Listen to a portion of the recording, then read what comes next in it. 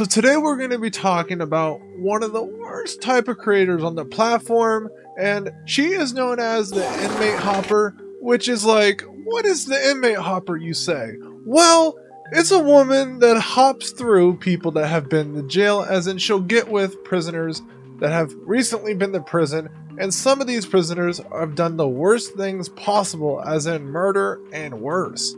And this woman has dated them all. And this great woman's name is Ashley Trevino. If you never heard of her, she's a TikToker that loves getting into controversies. Let's get into the video. But before we start, my name is Matt, as in Mattict. If you guys are new here, make sure you guys subscribe for more content like this. I try every day to post the best content for you, so do yourself a favor and leave a like, subscribe, and put post notifications on for future videos. Let's get into the video. So this video is mainly going to be about another documentary from RKH Media, so make sure you guys go check out the full video on his channel, link in the description, because I will not be covering the full video because that's technically ripping off somebody else's video. So if you want the full video after you're done with this, go check it out.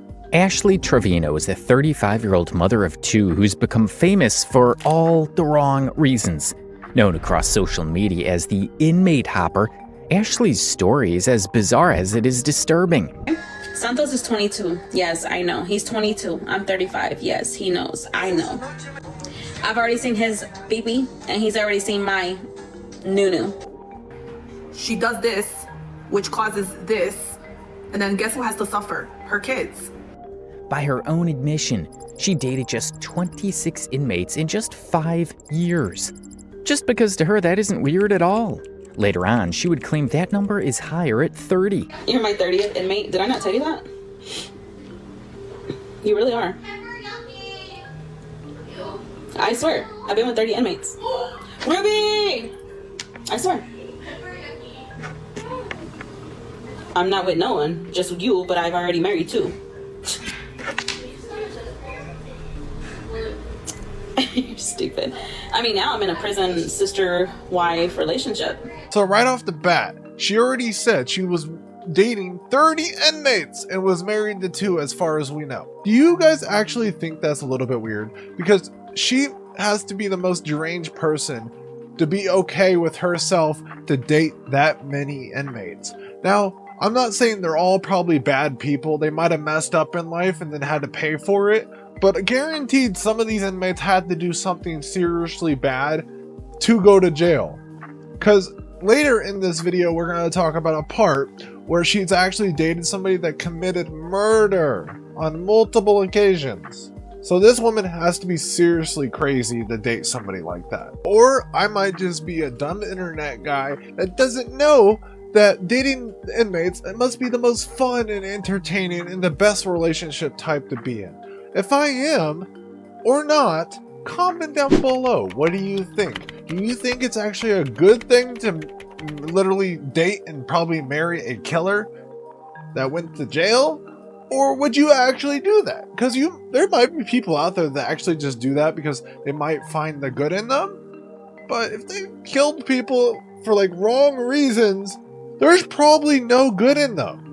Being 100 with you, yes, people can change, but after you've killed like 3 to 4 people and you were doing it because you're nuts, you're not a good person. But all that's just scratching the surface. This is the same woman who live streamed herself mocking the families of a convicted murderer's teenage victims. Spent thousands of dollars on designer bags while her kids sleep on air mattresses, faked pregnancies for clout, and prioritized TikTok battles over her daughter's emergency medical care. So if you guys haven't seen my last video yet, make sure you guys go check it out because it's a lot like this woman, except the other one I think is a little bit worse, but the same thing. They both need to have their kids taken away from them because this is just terrible. I don't know how women like this can just treat their kids like dirt. And when they're sick or they're not doing healthy, you're just mocking them. And then plus she makes them sleep on like not in a good area. Like, what is wrong with you? Plus she was mocking a family of a teenage victim. This woman is just sick. I can't really see which one's worse. This woman or the woman I talked about in my last video, because they are exactly the same people. They both need to be in the deepest, darkest hole, like forever. Like, this is terrible. A person that does this is complete scum. And trust me, that's not even the most shocking part of the story. You might think someone like Ashley would shy away from her reputation, but she doesn't. In fact, she seems to wear it like a badge of honor.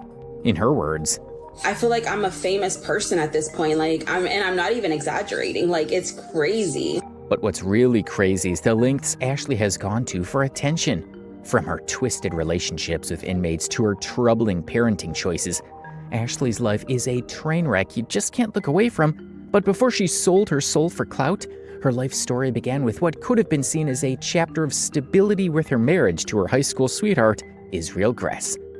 The two were married for several years and had 2 daughters together, Haley, born in 2009, and Aviana, born in 2012.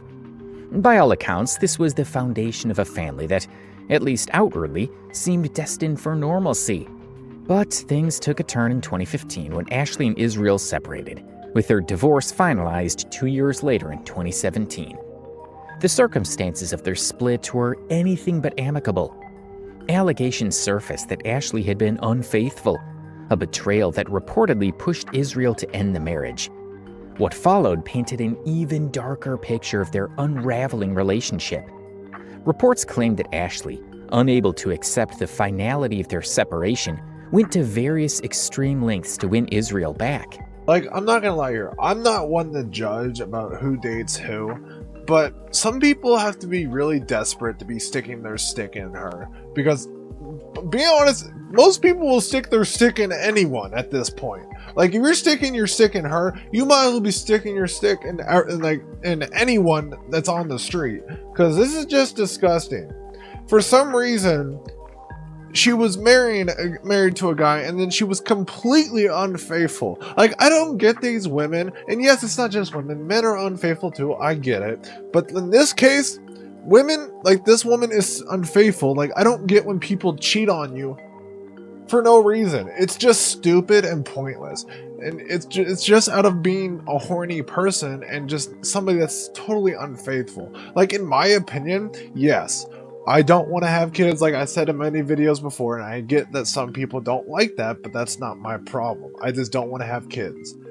Mainly because most women that I have dated are unfaithful to men in the past and have admitted it, and I just don't want to deal with that. And in this day and age, my age, I'm 26, and I really don't need to be worrying about having kids. But this woman's 30 plus years old and still being unfaithful and hopping guys like doing a bar hop. Like, this is just disgusting and gross. One time she went so far as to show up at his home naked in an alleged attempt to seduce him and disrupt his new relationship. Despite the chaos, Israel managed to rebuild his life. He remarried, had 2 more daughters, and according to those close to the situation, left Ashley financially secure before his death from leukemia. The tragedy of his passing was compounded by allegations that Ashley didn't handle the loss with grace. Her behavior after his death raised eyebrows, with reports of her drinking on a live stream and mockingly saying, "F my baby daddy, mine's dead." My baby daddy.